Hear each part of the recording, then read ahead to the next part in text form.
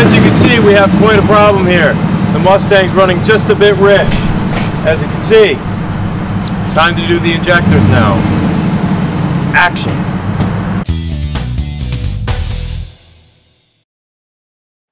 Okay, so here's a picture of the old tank. That is the old fuel pump. As you can see, it was pretty rusty inside the tank. Now, it was up for debate that we were going to put the old tank back in.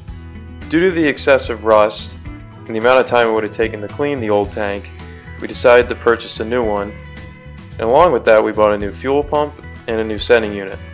After installing the new tank, based on how poorly the car was running, we decided to go along and replace the fuel injectors. Once we completed the fuel injector installation, we still weren't happy with how the car was running.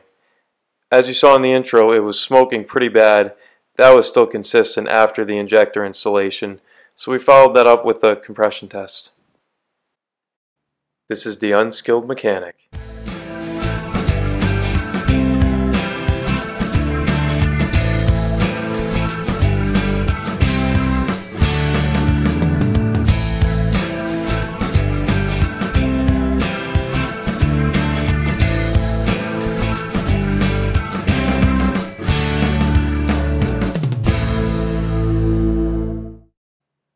Dropping the tank up to this point has been easy. Apparently the owner never drove the car in the snow, leaving the gas tank bolts totally clean. So we dropped the left side first, leaving the right side connected to the filler tube. Everything looked great, but we knew a car that's been sitting this long had to have some issues. And what we ran into was mice. Mice apparently ate the wire to the sending unit, so it had to be repaired. At this point, an executive decision had to be made. Buy a new harness for the sending unit or repair the clip. You guessed it, we repaired the clip.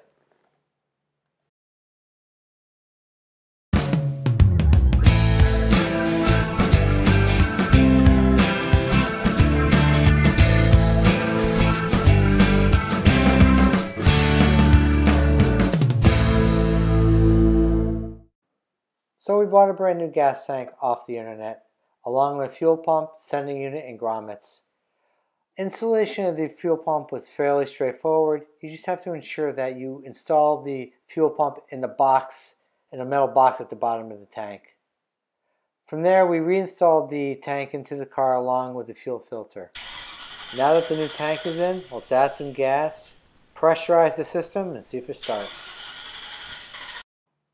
I don't think a half a gallon of gas is going to do it. I think we better add more. Once the fuel system pressurized, the car started right up. The engine ran quite well. We did notice a lot of smoke out the back, which was believed to be gas. So the next step after doing a little diagnostics was to replace the fuel injectors. Okay, to start the injector removal, the first step was to take off the intake. The Mustang has a split intake, a top half and a bottom half. The top half has the throttle body attached. It was easy to get off, except we ran into some bolts that were corroded. And after time, aluminum kind of binds together. So we just gave the top half of the intake an inspection, make sure there was no cracks. And we're just looking at the hoses because a lot of the vacuum hoses had to be replaced. This gave us open access to the injectors. Okay, so here are the old injectors, which we believe to be original to the car. Denso. Get the focus. So here's the deal on the injectors. We went to a local Ford dealership to purchase new ones. According to the parts department, they no longer carry the injectors, but I did get the part number for anybody who's interested. It's F1 ZZ9 F5 93C. So what we had to do is go onto the internet and find a suitable injector, and we chose the Bosch. They were on. I thought the Bosch were more expensive. Those, the others are more expensive, yeah. If we can Because you can get them. The only reason I bought these is they were marked as a favorite. Yeah, they had the heart next to it. And we thought that the originals were. All right. We got a couple you of go. new ones in there. 1, 2. You can explain the mouse? Oh yeah, and we also have a mouse problem, as you could probably guess. There's a little mouse in here somewhere. Nothing on. We got anyone right here? I'll take the can.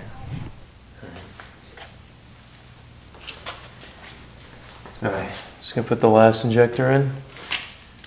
We're ready to roll.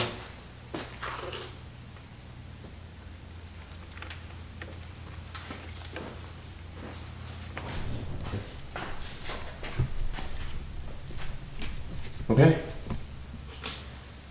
Got it. All the injectors are in. Okay, now we put the fuel rail back on.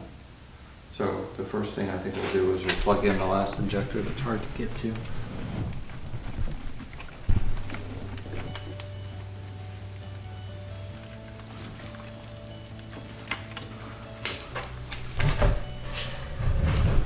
You can move that too, tilt it up and down. Where it was? It's okay.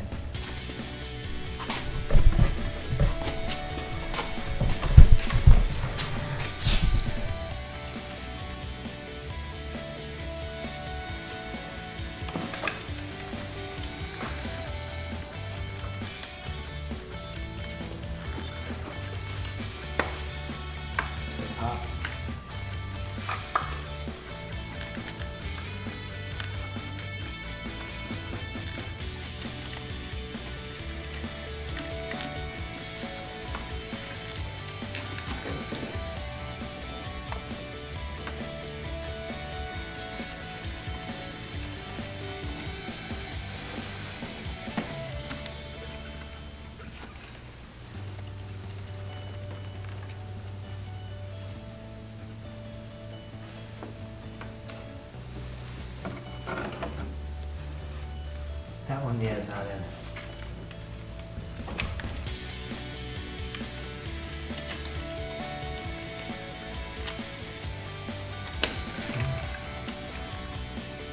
Too hard on this side, too, the other side. Can you get yours in, Colin?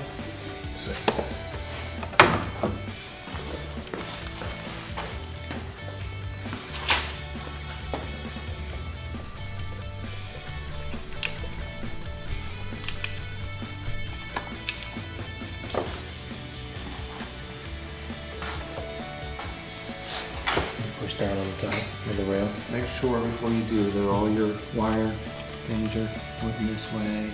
Yep. Everything's clear. We're going to go plug them all the way in. And if all that looks clear, then you're good to go. It's good to me. That's pretty good. Okay. Then you're good to go.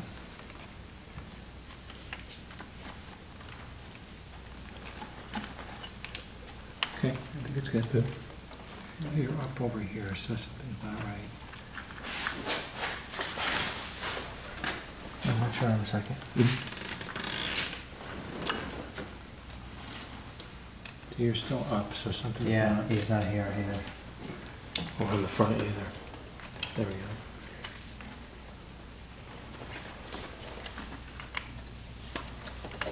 There's that one.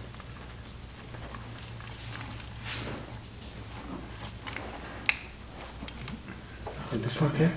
No.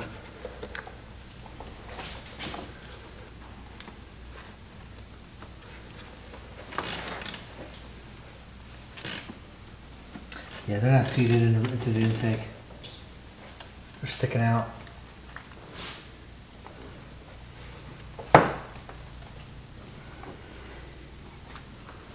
Okay. Okay, so now we're going to plug our injectors back in. Give it a good shot. By blocking it. Go ahead. Alright, so let's plug these back in. This is the one we broke on the side there.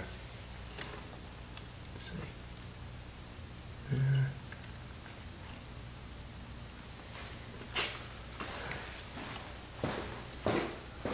So they line up good. Yep, do it.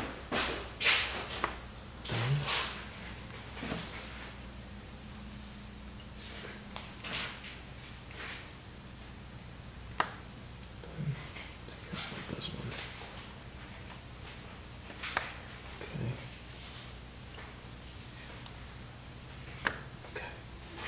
Well, that's on there good. Good. Perfect. Now time for the upper intake. Alright, let's get the upper intake on. Okay, now we're just torquing the bolts to the intake. It's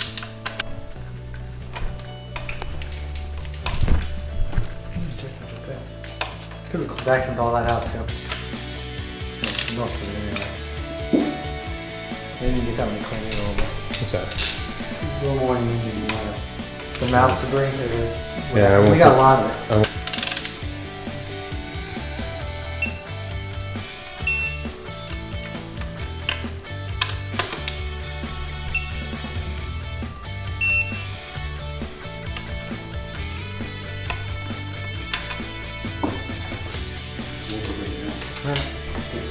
Was that 220? You can do. You don't need the ratchet. No, it was 20. You should have. All reassembled.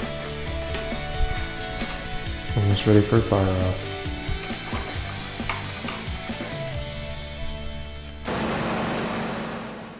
So we completed the installation of the fuel injectors and a fuel regulator, which we didn't mention prior. So we're hoping for the best, but of course we got the worst. The car still ran the exact same and blew the same amount of smoke out the tailpipes. We still believe it to be gas, but we're not 100% sure. So what we're going to do now is we're going to conduct a compression test and make sure, well hopefully, see if the compression is good. That will check the bottom end, the rings, and the valves.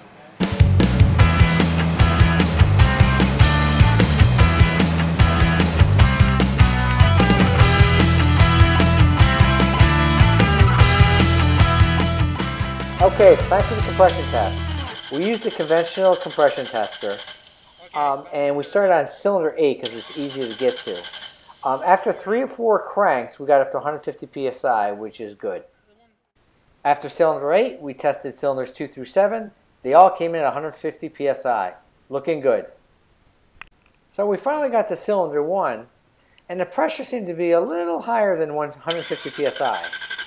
Try 240. Which is definitely not normal. Oh, stop. Go.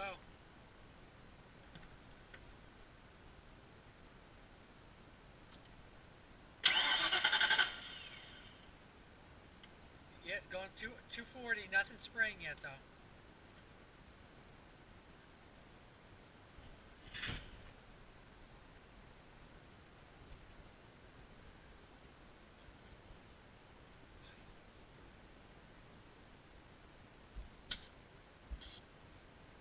As you can see, the pressure was created by gas filling up the actual compression tester. To really get an idea of how much gas was squirting out, we unhooked the compressor tester and aimed it towards the hood to get a really good idea of how much gas was squirting out. Check that out. I've never seen anything like it. So a couple things could be happening. One is maybe we didn't conduct the actual compression test correctly, because we did not unhook the fuel pump, the fuse to the fuel pump, while conducting the test. Or it could be that we have actually found a problem why there's too much gas going in to the system when the car's running.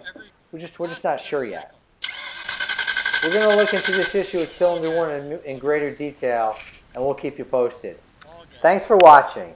If you like the content of the video, please share and subscribe to the channel.